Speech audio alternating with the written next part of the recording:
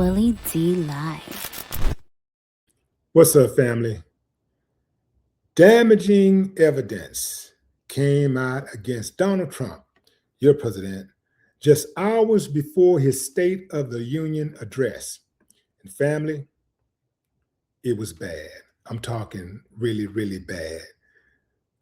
So bad that you couldn't even tell from Donald Trump's expression, although if you followed his voice was really weak. Really, really, really weak and lazy, right?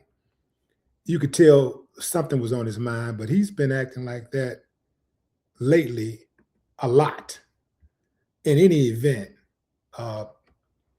this story came out just before his State of the Union, and the State of the Union buried it just a bit. So I am here to unearth this story to make sure that the American people know what's going on, that the American people understand what type of president they have. Yeah, fam.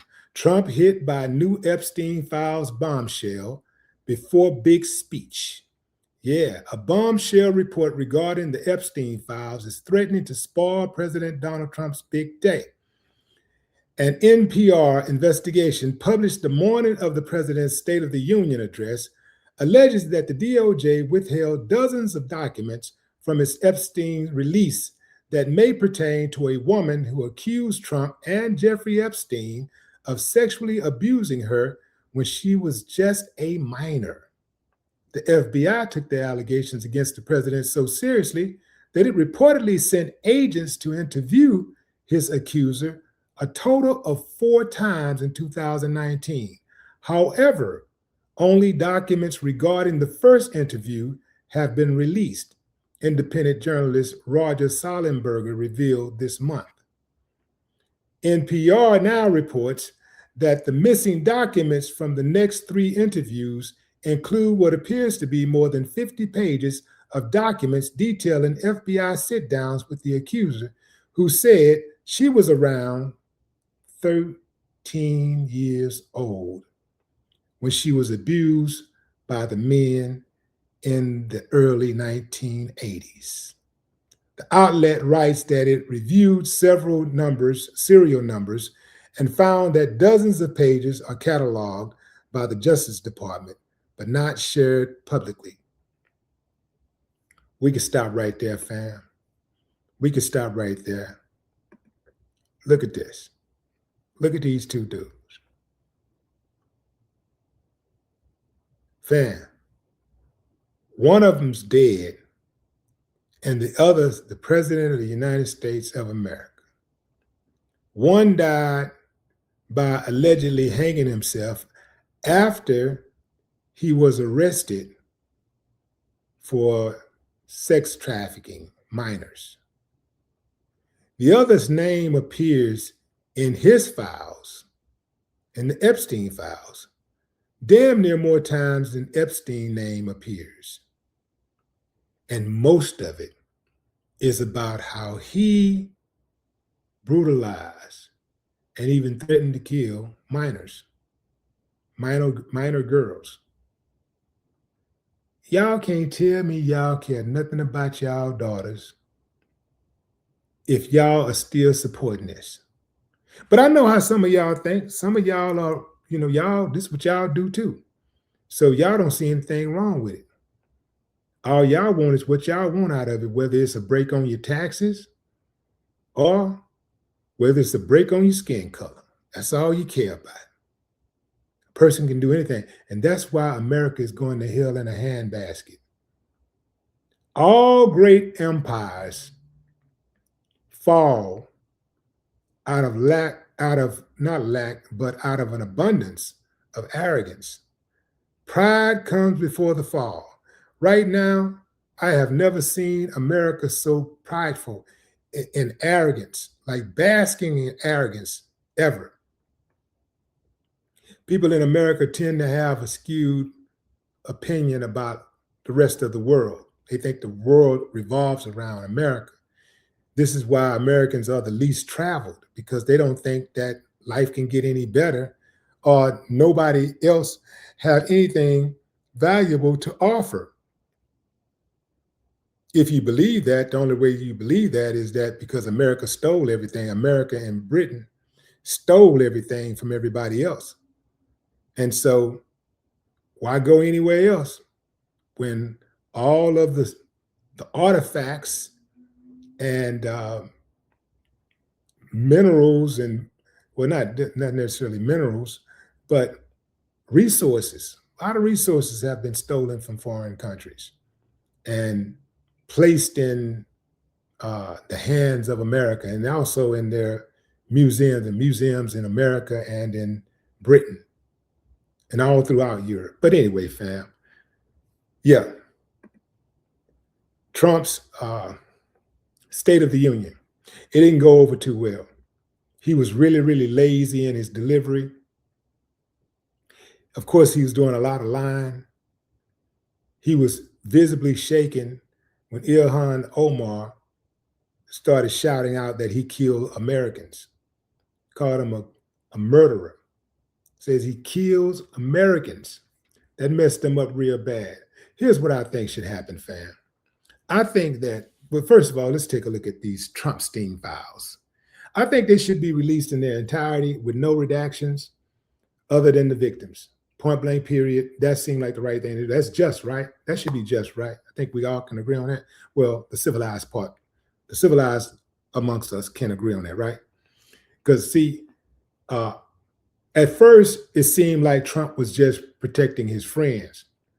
As more data became available, we understood clearly that Trump was protecting Trump. And here's the deal.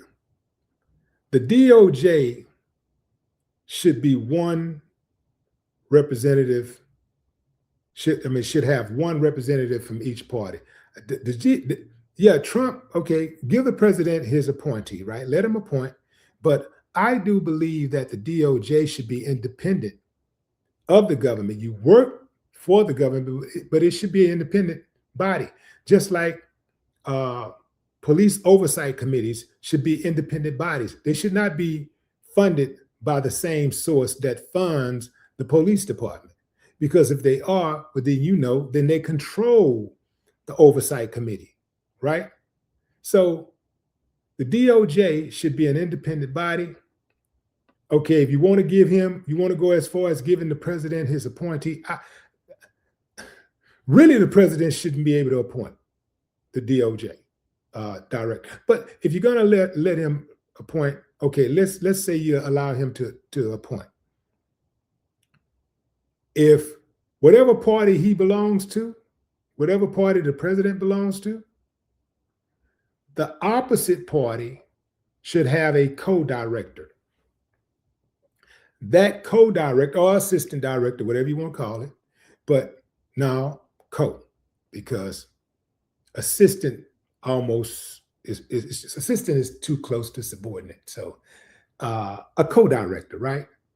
Not necessarily with equal powers, but very, very close powers, so that you can have some checks and balances. Right now, the DOJ don't have checks and balances, and this is why Trump is running amok. This is why he don't fear being arrested. He have no fear of going to prison, because he controls the DOJ. He controls the FBI. That was once upon a time when the president couldn't even control the FBI. The FBI was an independent entity. Now, having said that, obviously, it was really, really corrupt in those days when, and I'm talking about Hoover investigated everybody, including the president of the United States. Hoover ran that FBI like he did what he wanted to do with it. So there needs to be checks and balances. No agency should be above the law, and absolutely no individual should be above the law, because power corrupts. Absolute power corrupts absolutely.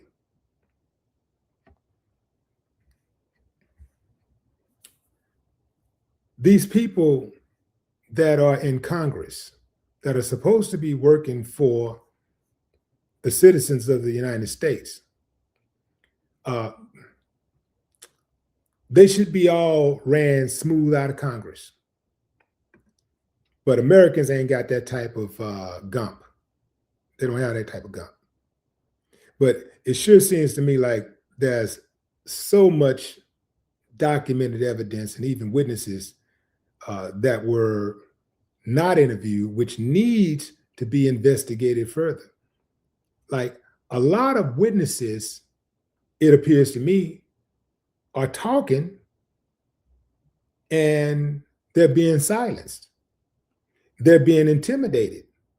So if you think about the witnesses who are coming forward, who are brave enough to come forward and tell their story, and trust you me, they got to be brave to do this, because we know people come up missing when they start talking about certain things. So it's one thing for these people, for us to be aware of the people who have been mentioned in those files and who have come forward and claimed victimhood. But what about the people we don't know about? What about all of the people that they've silenced? The people that you're never going to hear about? What about all of those people? What about those silent victims?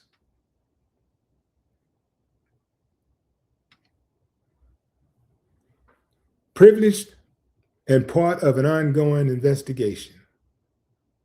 The privilege will remain sealed or shielded, and the investigation is nothing more than an excuse for withholding information. The investigation is nothing more than a ruse to delay justice or to circumvent justice. If the DOJ had a video of Donald Trump with little girls, the DOJ, or the GOP, would make some kind of excuse for him. I guarantee you. If they had a video and they showed members of Congress that video, the GOP would not only make excuses, but many of his constituents would make excuses. They would make excuses for him. They would come up with some type of reason why they should still support Donald Trump. That right there speaks volumes. But what say you, fam? Drop a comment. I'd love to hear your thoughts. No more talk.